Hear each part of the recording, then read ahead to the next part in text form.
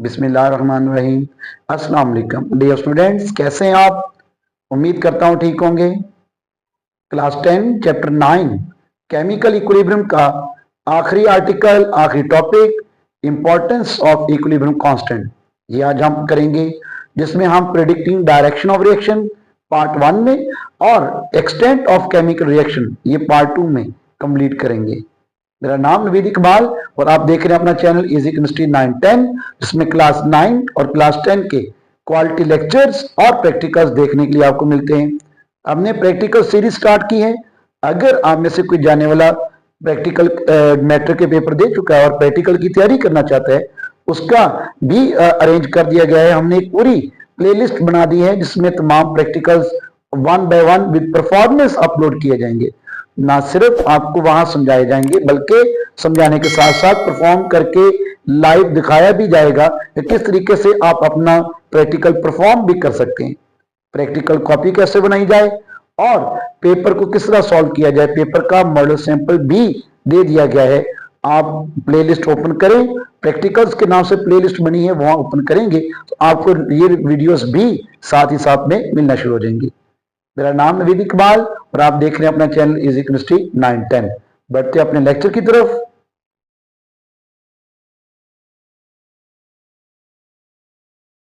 जी dear students, आपको मेरे पीछे इंपॉर्टेंस ऑफ इक्विलिब्रियम कांस्टेंट, जिसकी दोनों possibilities predicting direction of reaction भी और एक्सटेंट ऑफ रिएक्शन भी मिलेगा। डायरेक्शन ऑफ रिएक्शन हम पहले हिस्से में करेंगे पार्ट 1 में, जबकि एक्सटेंट ऑफ केमिकल रिएक्शन इसे पार्ट 2 में करेंगे, क्योंकि अगर दोनों वीडियोस एक साथ बनाएंगे तो ये वीडियो अबाउट 40 मिनट्स की बन जाएंगी, जो कि अपलोड होने में भी मसला है और आपको देखने में भी इतनी जो है अट्रैक्ट नहीं करेगी। इसलिए बेहतर हमने किया है कि हम इसको 2 हिस्सों में डिवाइड कर दें। दूसरे हिस्से का इंतजार करिएगा, इंशाल्लाह वो भी वेरी सून वीडियो आपको मिलने वाली है। तो पहला हिस्सा predicting direction of a reaction कैसे हम करेंगे वो हम उसकी तरफ बढ़ने जा रहे हैं। आइए अपने लेक्चर की तरफ चलते हैं। जी स्टूडेंट्स, बढ़ते हैं अपने लेक्चर की तरफ। और पहला हिस्सा importance of equilibrium constant. The value of equilibrium constant predict direction of reaction as well as extent of reaction. आप इक्विलिब्रियम कांस्टेंट, जिसे आमतौर पर हम केसी का नाम देते हैं, तो इक्विलिब्रियम कांस्टेंट की वैल्यूज ये निकालना हमने सीख लिया है। पीछे एग्जांपल और न्यूमेरिकल्स भी अभी आने वाले हैं, उसमें भी मजीद इसको हम देखेंगे। तो वैल्यू ऑफ इक्विलिब्रियम कांस्टेंट के सी, जिसे आमतौर पर कहा जाता है, हम उसे यूज करेंगे for predicting direction of reaction, किसी केमिकल रिएक्शन की डायरेक्शन फाइंड करने के लिए भी, एंड एक्सटेंट ऑफ रिएक्शन, उस रिएक्शन की हद का तयन करने के लिए भी, किस हद तक रिएक्शन आगे बढ़ चुका है। पहला हिस्सा predicting direction of a reaction. Direction of a reaction at a particular moment can be predicted by inserting the concentrations of reactants and products at that particular moment in equilibrium expression Kc। आपने किसी chemical reaction की direction find करनी है at a particular moment. अब यहां particular moment, particular time क्यों बताया जा रहा है? क्योंकि अगर तो आप बात करेंगे इक्विलिब्रियम पर, इक्विलिब्रियम पे तो आपको पता है दोनों डायरेक्शंस होती हैं, फॉरवर्ड भी और रिवर्स भी होती है। इसका मतलब आप इक्विलिब्रियम पर डायरेक्शन फाइंड नहीं करेंगे, वो तो अंडरस्टूड है कि दोनों डायरेक्शंस मौजूद होंगी, कि फॉरवर्ड भी होगी रिवर्स भी होगी। आपने एस्टेब्लिशमेंट ऑफ इक्विलिब्रियम कांस्टेंट से पहले, इक्विलिब्रियम आने से पहले आपने वैल्यूज फाइंड करनी है, तो इसलिए हम यहाँ पर्टिकुलर टाइम की बात करेंगे, इक्विलिब्रियम पर नहीं। इक्विलिब्रियम पे दोनों डायरेक्शन होती है, ये देखें आपका रिएक्शन इक्विलिब्रियम पे आ चुका है, फॉरवर्ड भी और रिवर्स दोनों डायरेक्शन मौजूद हैं। तो आपने इक्विलिब्रियम से पहले डायरेक्शन फाइंड करने के इस खास लम्हे पर रिएक्शन की डायरेक्शन क्या है, फॉरवर्ड है या रिवर्स है, वो फाइंड करना है। तो हम direction reaction at a particular moment can be predicted by inserting the concentrations of reactants and products. जो रिएक्टेंट्स और प्रोडक्ट्स के मोलर कंसंट्रेशंस यानी उनके नंबर ऑफ मोल्स हैं, उनकी वैल्यूज को आप इक्विलिब्रियम कांस्टेंट एक्सप्रेशन Kc में पुट कर देंगे। जो आपका आंसर आएगा उस आंसर से आप अंदाजा लगा सकते हैं कि आपके रिएक्शन की डायरेक्शन क्या होगी। Suppose we have a gaseous chemical reaction जिसमें हाइड्रोजन प्लस आयोडीन ये रिएक्ट करें और प्रोड्यूस करेंगे hydrogen iodide. The value of Kc is 57.0 at 700 kelvin. Temperature भी साथ बताएंगे क्योंकि Kc की वैल्यू टेम्परेचर डिपेंडेंट है।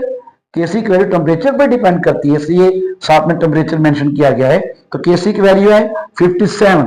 अब यहां ये वैल्यू है केसी, तो केसी की वैल्यू आपको पता है कब आएगी, इट इज एट इक्विलिब्रियम। केसी की वैल्यू तो इक्विलिब्रियम पे आनी है, तो आपका ये रिएक्शन इक्विलिब्रियम पे जा चुका है। उस वक्त 700 केल्विन पर 57.0 ये वैल्यू आ रही केसी की, लेकिन हमें इक्विलिब्रियम पर नहीं, इक्विलिब्रियम से पहले डायरेक्शन चाहिए, फॉरवर्ड या reverse. We withdraw samples from reaction mixture. अब रिएक्शन मिक्सचर जिसमें हाइड्रोजन आयोडीन और हाइड्रोजन आयोडाइड तीनों मौजूद थे, उस रिएक्शन मिक्सचर से आप कुछ सैंपल्स विथड्रॉ करेंगे, हासिल कर लेंगे।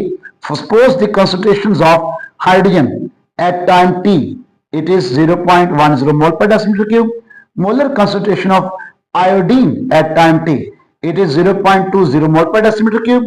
And molar concentration of hydrogen iodide at time t, it is 0.40 mole per decimeter cube. Subscript T, subscript कहते हैं ये छोटी सी पट्टी, यहां लिखा हुआ जो टी लिखा हुआ है ये subscript T with concentration sample means that the concentrations are measured at some time t. ये concentrations किसी भी खास लम्हे टाइम t पर नोट की गई, नॉट नेसेसरी एट इक्विलिब्रियम। यानी ये concentrations इक्विलिब्रियम पर नहीं, इक्विलिब्रियम से पहले एस्टेब्लिश की गई हैं। ये वैल्यूज इक्विलिब्रियम आने से पहले ही आपने कैलकुलेट करनी है। तो आप जब सैंपल विड्रॉ करेंगे तो हाइड्रोजन आयोडीन और हाइड्रोजन आयोडाइड की मोलर कंसंट्रेशंस, अब इन मोलर कंसंट्रेशंस को आप इक्विलिब्रियम एक्सप्रेशन केसी उसमें पुट कर देंगे। चूंकि ये टाइम टी पर ली गई, हमारे पास एक नया कांस्टेंट बनेगा जो कि वीडियो के दूसरे हिस्से में आपको नजर आएगा। जी स्टूडेंट्स देखिए यहाँ पे we put these concentrations in equilibrium expression KC. Equilibrium expression KC में हम वैल्यूज पुट करेंगे जब जो कंसंट्रेशंस आपने हाइड्रोजन आयोडीन और हाइड्रोजन आयोडाइड की पीछे मेजर की थी। We obtain a value called reaction quotient. हमें एक नई वैल्यू, नया कांस्टेंट हासिल हो जाएगा, दैट इज रिएक्शन कॉशेंट। एक खास लम्हे पर आपने जब रिएक्शन कांस्टेंट फाइंड करना हो तो एक नया कांस्टेंट रिएक्शन कॉशेंट के नाम से आपको मिलेगा, that is QC, molar concentration of hydrogen iodide at time t square divided by product of molar concentration of hydrogen at time t and molar concentration of iodine at time t। जब आप time t specific time पर आपने concentrations ली थी, जब वो values put करेंगे तो molar concentration of hydrogen iodide लिया था 0.40 मोल पर डेसीमीटर क्यूब, उसकी कंसंट्रेशन का स्क्वायर बन जाएगा 0.40 मोल पर डेसीमीटर क्यूब का square over product of molar concentration hydrogen. अब हाइड्रोजन की मोलर कंसंट्रेशन 0.10 मोल पर decimetre cube and molar concentration of iodine is 0.20 मोल पर डेसीमीटर क्यूब। जब आप इनकी वैल्यूज को फिल करेंगे तो 0.40 मोल पर डेसीमीटर क्यूब का स्क्वायर 0.16, 0.10 मल्टीप्लाई बाय 0.20 करेंगे दैट इज 0.02। जब इनको डिवाइड किया जाएगा तो यहाँ पे आपके पास केसी क्यूसी की वैल्यू आएगी, इट इज 8.0, ये आपकी वैल्यू आ रही है यहाँ पे। अब एक चीज देखें, अब यहाँ क्यूसी और केसी में क्या फर्क होता है। हमारे पास केसी ये क्या वैल्यू बनती है जब रिएक्शन आपका एट डायनामिक इक्विलिब्रियम आ जाए। यही रिएक्शन जब डायनामिक इक्विलिब्रियम में होगा तब आप उसका एक्सप्रेशन यूं लिखेंगे। आप बता सकते हैं कि इन दोनों में फर्क क्या है, इस एक्सप्रेशन में और इस एक्सप्रेशन में किस चीज का फर्क है। यहां देखें सबस्क्रिप्ट टी, ये जो केसी आपने नोट किया है ये केसी कब लिया था आपने, एट डायनामिक इक्विलिब्रियम। केसी हमेशा डायनामिक इक्विलिब्रियम पे आएगा, जबकि क्यूसी डायनामिक इक्विलिब्रियम पे नहीं आता, बल्कि क्यूसी कब आएगा, at any time and at any particular time T. ये किसी भी खास लम्हे टाइम टी पर लिया गया कांस्टेंट है, इसलिए इसे रिएक्शन कांस्टेंट क्यूसी का नाम दिया है, जबकि ये इक्विलिब्रियम कांस्टेंट है इसलिए इसको केसी। ये दोनों में फर्क है। जब सबस्क्रिप्ट टी के साथ मेंशन करेंगे, अगरचे तरीका लिखने का दोनों का सेम है, लेकिन जब आप एट एनी पर्टिकुलर टाइम की बात करेंगे तो फिर क्यूसी यूनिट देंगे, जब इक्विलिब्रियम की बात करेंगे फिर केसी यूनिट बनेगा। ये दोनों में फर्क है, ये अपने ज़हन में रखना है। तो हमारे पास क्यूसी की वैल्यू आ रही 8.0, जबकि केसी की वैल्यू अगर आपको यहां नजर आ रही हो पिछली वीडियो के अंदर पिछले हिस्से के अंदर हमने बनाया था, दैट इज 57.0। अब दोनों डिफरेंट वैल्यूज आ रही हैं, एक तरफ हमारे पास KC की वैल्यू 57.0 और एक तरफ हमारे पास QC की value it is 8.0। The value of QC 8.0 is less than KC 57.0। The reaction is not at equilibrium. अब जब दोनों वैल्यूज कंपेरेबल नहीं है, बराबर नहीं है, इसका मतलब आपका रिएक्शन इक्विलिब्रियम पर नहीं आया, अभी इक्विलिब्रियम एस्टैब्लिश नहीं हुआ। It needs more concentration of products, इनको प्रोडक्ट की मजीद कंसंट्रेशन की जरूरत है। इसका मतलब अभी आपके पास रिएक्टेंट ज्यादा और प्रोडक्ट्स कम है। जब रिएक्टेंट ज्यादा हो, प्रोडक्ट्स कम हो, तो डेफिनेटली आपका रिएक्शन किस डायरेक्शन में जाएगा? फॉरवर्ड में जाएगा। It means value of QC is useful because direction of reaction can be predicted by comparing the value of QC with KC। अब आप KC और QC की वैल्यूज को आपस में कंपेयर करके डायरेक्शन का अंदाजा लगा सकते हैं, क्रिएशन किस सिमत में, किस हद तक आगे बढ़ चुका है, किस सिमत में आगे जा रहा है, फॉरवर्ड है या रिवर्स आ रहा है। अब देखें हमारे पास दो वैल्यूज आई, QC 8.0 जबकि KC की वैल्यू 57.0 आ रही थी। अब दोनों वैल्यूज को आप कंपेयर करें तो बड़ी वैल्यू कौन सी है? जाहिर बात है KC की वैल्यू बड़ी है। तो यहां इस केस में तीन पॉसिबिलिटीज बन सकती हैं। QC is less than KC, reaction goes from left to right. अब लेफ्ट से राइट कौन सा रिएक्शन होगा? मींस फॉरवर्ड रिएक्शन बनेगा आपका। If QC is greater than KC, reaction goes from right to left. अब राइट से लेफ्ट कौन से रिएक्शन होते हैं? It is reverse reaction. इसका मतलब ये आपका रिवर्स डायरेक्शन में मूव करेगा। And when the values of QC is equal to KC, forward and reverse reaction take place at the same rates, mean equilibrium has been attained.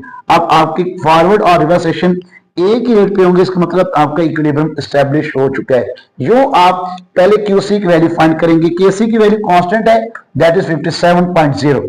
अब QC की value sample से निकाल कर इन दोनों को compare करेंगे, यहां से आपको डायरेक्शन और रिएक्शन का अंदाजा हो जाएगा। इस तरह डायरेक्शन और रिएक्शन का एक शॉर्टकट भी है आपकी एक्सेस में, हाउ डायरेक्शन और रिएक्शन कैन बी प्रिडिक्टेड के नाम से एक शॉर्टकट मौजूद है। आप यही तीनों पॉसिबिलिटीज लिखेंगे, यहां से शुरू होगा वैल्यू ऑफ QC यूजफुल, यहां से लेकर आप तीनों पॉसिबिलिटीज तक लिखेंगे एक चीज।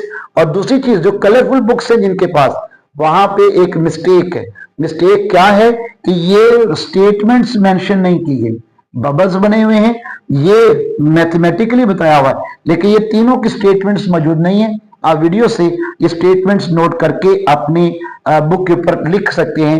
ये आपकी इंतहाई इंपॉर्टेंट शॉर्टकट है ये, और ये डायरेक्शन रिएक्शन का शॉर्टकट इस बार पेपर बोर्ड के पेपर में भी आया हुआ है। इसका मतलब ये आपका एक इंतहाई अहम, बहुत इंपॉर्टेंट शॉर्टकट बनता है जी।